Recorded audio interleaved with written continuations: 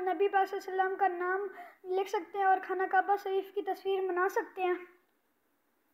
Cake पर नबी करीम सल्लल्लाहु ताला अलैहि वसल्लम का नाम मुबारक या काबा मुअज़्ज़मा या गुंबद खजरा का नक्शा बनाकर उस पर छुरी चलाना, जो इस तरह के बने हुए केक हैं उनको काटना, ये अदब के खिलाफ है।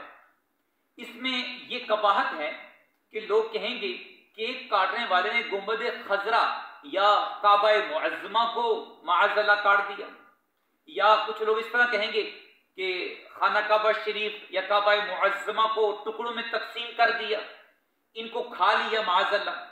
और हुक्म शरअ ये है कि जिस तरह आदमी के लिए, जिस तरह हमारे लिए हर बुरे काम से बचना जरूरी है, इसी तरह बुरे नाम और बुरी निस्बत से भी बचना बेहद जरूरी है। लिहाजा इस अमल से मुकम्मल तौर पर इज्तनाब किया जाए। वल्लाहु आलम व रसूलुहु आलम बिस्सवाब।